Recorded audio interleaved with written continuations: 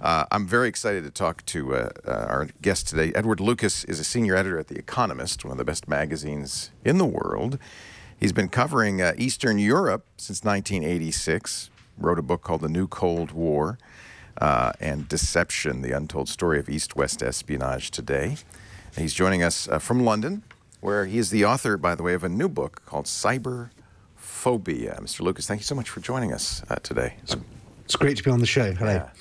And I like the Schubert. Do you play that, or is that somebody else playing the piano behind?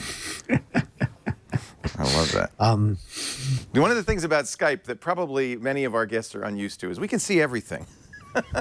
I would love to say I just bought this background on the internet, and you can load anything you like on Skype as a background. So I could have mountains, books, make myself look studious, or an enormous collection of lethal weapons, or even a series of computer servers all blinking away to make me look as if I was a real geek.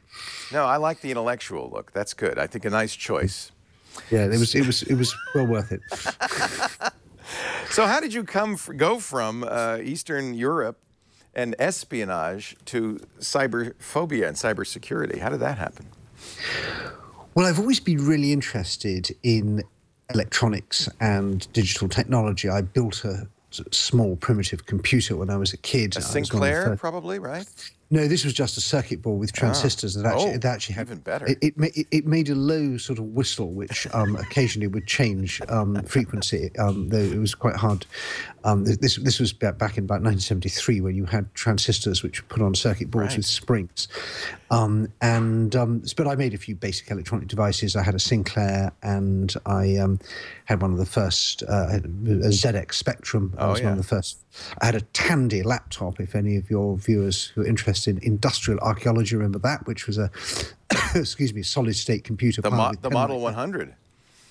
It was great. You actually used it as a verb. To tandy meant to send stuff over something called a modem, which was very exciting those days. But the serious answer is that I'm very interested in security, and it seemed to me that we'd made the same mistake in dealing with Putin as we had with malefactors on the internet, that we had a rule-based international order which was based mainly on wishful thinking and assuming that everybody was like us. And it doesn't really work when you have people who think differently. So the internet was set up as a means for academic cooperation among people of trust and goodwill. It worked brilliantly for that. We never really thought about e-commerce or e-banking, or that it was going to be used for commercial purposes. And in fact, we never really thought about security, and we still don't to a large extent. And it's a bit like that with Europe.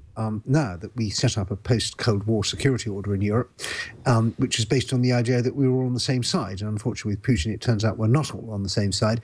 And so that parallel's always been there in my mind. But the really brutal answer to your question is the publisher said, "Would you like to write a book about cybersecurity?" And I said, "How much?" And he said, "Lots." And I said, "Fine."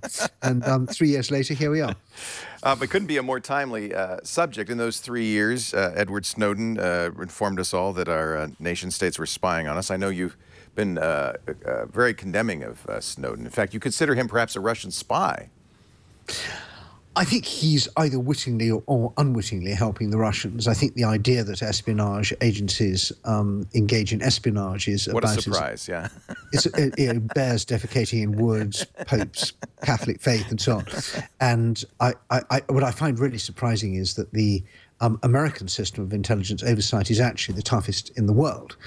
We in Britain are stumbling towards something that might have the same sort of security oversight that yours has, with judicial warrants and with real legislative scrutiny. Most countries don't have that. So I was a bit surprised that this was held up as the epitome of evil, whereas I think many countries think it would be good if we could have a bit of that. But I'm happy to talk about Snowden at length, but the book really isn't about Snowden. It's about what I regard as the most serious thing, which is that we are hugely expanding our vulnerability to foreign spies, hooligans, criminals, pranksters, all the time. And the Internet of Things makes this is just a huge new facet of the threat surface. And this is developing far faster than our ability to protect ourselves. And I find that really worrying.